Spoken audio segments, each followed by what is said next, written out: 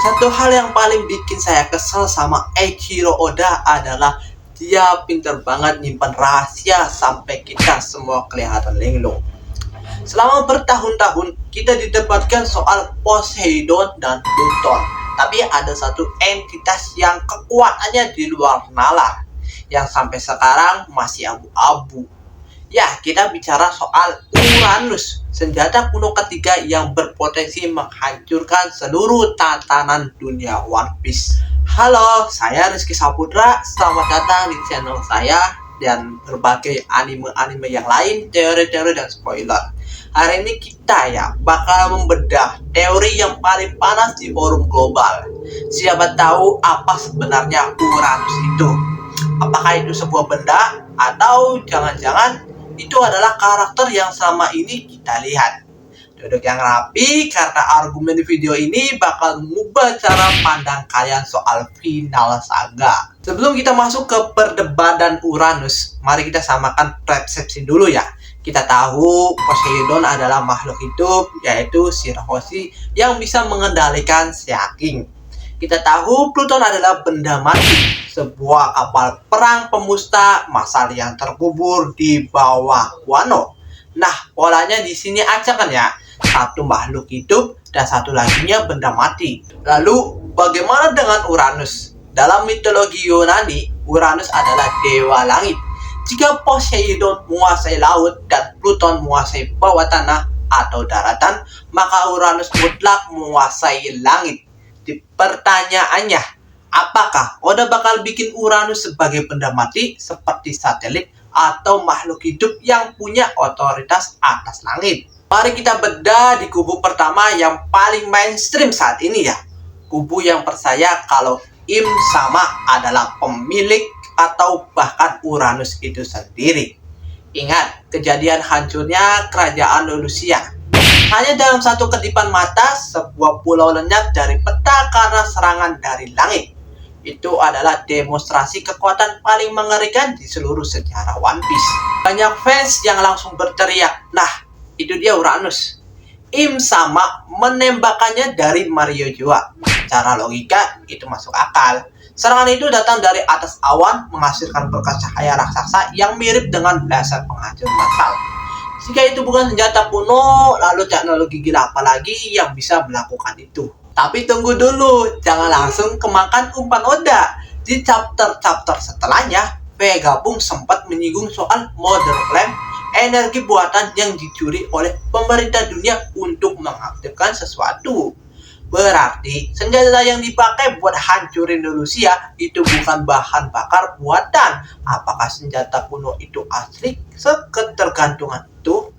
Ini poin penting yang sering dilewatin orang. Kalau senjata itu adalah Uranus, kenapa baru digunakan sekarang? Kenapa 800 tahun pemerintah dunia terkesan menyembunyikannya? Jawabannya ya mereka baru bisa menyalakan setelah dapat pasokan energi dari Vegapunk. Artinya, Im Sama mungkin punya wadahnya, tapi bukan pemilik alami kekuatan tersebut. Disinilah perdebatan mulai panas. Kalau Im Sama cuma memanfaatkan teknologi tiruan atau wadah yang mati, siapa pemegang otoritas asli dari Uranus? Di sini kita harus melihat ke arah karakter-karakter yang punya hubungan spiritual dengan langit dan cuaca. Dan nama yang pertama muncul adalah Monkey D. Luffy. Luffy sebagai Uranus, kedengarannya sih gila kan? Tapi mari kita bedah teorinya ya. Luffy memakan buah iblis Hito-Hitonomi model Nika, sang dewa matahari. Matahari ada di mana sih? Kalau nggak di langit ya emang ada di langit. Nika dikenal membawa fajar dan kebebasan. Secara konseptual, kekuatan Nika yang bisa mengubah realita di sekitarnya sangat cocok dengan representasi Dewa Langit. Kalian sadar gak sih? Setiap kali Luffy bertarung dalam mode Gear 5, cuaca di sekitarnya selalu berubah ekstrim. Petir bisa dipegang, awan bisa dijadikan pijakan. Kemampuan memanipulasi langit ini bukan cuma sekadar estetika komik. Oda selalu menyelipkan petunjuk di balik visual yang terlihat konyol. Nah, kita sejajarkan Luffy dengan Shirahoshi. Shirahoshi gak tahu kalau dirinya adalah Poseidon sampai kekuatannya bangkit. Bagaimana kalau Joy Boy terdahulu alias Nika sebenarnya adalah entitas yang mengendalikan Uranus secara organik. Jadi Uranus itu bukan benda yang bisa dicolok listrik, tapi kehendaknya bebas yang ada pada diri Luffy. Tapi saya pribadi punya argumen buat mematahkan teori Luffy ini. Kalau Luffy adalah Uranus dan Shirahoshi adalah Poseidon, maka Joypay zaman dulu menguasai dua senjata kuno sekaligus. Itu terlalu overpower dan rasanya nggak adil buat para narasi cerita kalau semua hal hebat berpusat cuma satu karakter utama.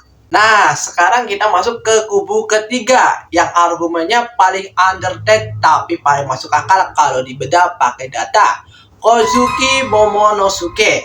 Kenapa Momonosuke? Coba kalian ingat deh lagi pas Art Jou dan Art Wano. Ada kemampuan unik Momo yang sama persis dengan kemampuan Shirahoshi. Shirahoshi bisa mendengar dan memerintahkan si Hakim karena dia Poseidon. Momonosuke di sisi lain adalah satu-satunya orang yang bisa mendengar dan memerintah Junisa, gajah purba raksasa yang tingginya mencapai langit. Luffy bisa mendengar Junisa melalui Voice of All Things. Tapi Luffy gak bisa memerintahnya, cuma Momo yang bisa. Coba lihat paralel strukturnya. Raja Laut ada di dalam laut, Poseidon. Gajah raksasa pelindung sejarah berjalan di atas laut, menembus awan Uranus. Jika Shirahoshi mengendalikan monster laut, sangat masuk akal jika Momonosuke adalah entitas yang mengendalikan makhluk purba raksasa yang berinteraksi dengan langit. Ditambah lagi nih, Momo memakan buah iblis tiruan buatan Vegapunk yang berbasis DNA Kaido. Naga dalam mitologi Asia adalah penguasa cuaca, hujan, dan awan.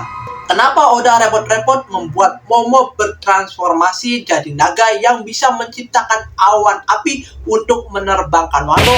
Itu petunjuk visual yang sangat tebal. Jangan lupa, klan Kozuki adalah klan yang memahat Poneglyph. Mereka tahu rahasia dunia. Alasan kenapa Wano harus membuka perbatasannya adalah untuk menyambut fajar dunia. Mengapa Wano begitu krusial? Karena di bawahnya ada Pluton dan di puncaknya ada penguasa Uranus, yaitu Momonosuke itu sendiri. Sekarang kita punya 3 sudut pandang besar yang sama-sama kuatnya. Im sama dengan teknologi pemusnah massal di langit. Luffy dengan manifestasi dewa matahari Nika, atau Momonosuke dengan otoritas titah purbanya.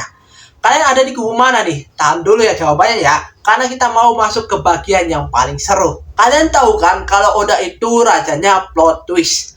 Gimana kalau Uranus itu sebenarnya bukan salah satu dari ketiga hal yang di atas secara mandiri? Gimana kalau Uranus adalah kombinasi dari ketiganya? Atau sesuatu yang selama ini ada di bawah hidung kita abaikan karena terlalu sibuk melihat karakter besar. Mari kita tarik garis lebih jauh keluar angkasa. Di dunia One Piece, bulan punya peranan yang sangat penting. Suku Birkan, Skypia, dan peninggalan teknologi kuno Enel di bulan. Bagaimana kalau Uranus sebenarnya adalah sistem pertahanan berbasis satelit di bulan yang dibangun oleh Ancient Kingdom 800 tahun yang lalu? Kalau itu adalah satelit di bulan, ini menjelaskan kenapa Im sama butuh Mother Plum. Im sama berhasil merebut kode akses atau stasiun kendalinya di Marijoa, tapi kehabisan daya. Begitu Vegapunk menciptakan energi alternatif, Im sama tinggal menekan tombol tembak, boom, dia rata dengan tanah.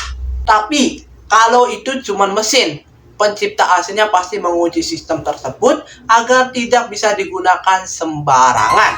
Disinilah teori klan D masuk. Kode aktivatis utama atau kendali organik mutlaknya mungkin ada pada darah Luffy, atau silsilah keluarga tertentu yang dihapus oleh sejarah. Kenapa perdebatan soal Uranus itu penting banget buat kita bahas sekarang? Ya karena ya, siapapun yang menguasai Uranus di akhir cerita, dialah yang bakal memenangkan perang besar dalam sejarah anime. Kalau pemerintah dunia punya kontrol penuh, alias Luffy gak bakalan punya kesempatan buat menang. Kematian Vegapunk dan siaran globalnya juga memberikan petunjuk. Dia bilang dunia akan tenggelam.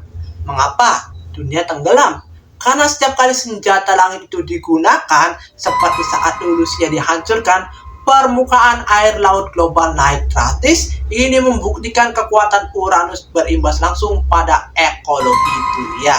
Kalau kalian tanya opini pribadi saya lebih condong ke teori bahwa Uranus adalah benda mati yang ada di langit, tapi membutuhkan voice of all the things atau genetik tertentu untuk mengendalikan secara penuh. Jadi Im sama cuma pakai versi bajakan, sementara versi aslinya nunggu Luffy atau Momo. Ya, saya tahu beberapa dari kalian pasti ada yang gak setuju sama argumen saya soal Momonosuke atau soal satelit di bulan tadi.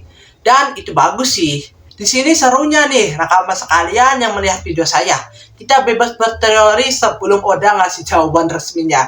Jadi coba tulis di kolom komentar sekarang, menurut kalian apa itu Uranus? Buat kubu Im sama, tolong jelasin di komentar kenapa dia butuh Mother Flame kalau dia memang pemilik asli Uranus. Dan buat kubu Luffy, kasih argumen yang masuk akal kenapa Oda harus numpuk semua kekuatan dewa di satu orang.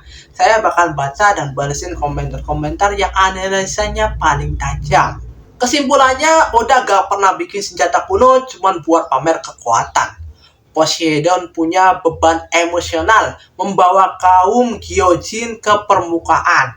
Pluton punya misteri pembukaan batas Wano. Maka Uranus pasti punya tugas suci untuk menyatukan langit, bumi, dan laut menjadi One Piece. Terima kasih ya sudah menonton video analisis ini sampai habis.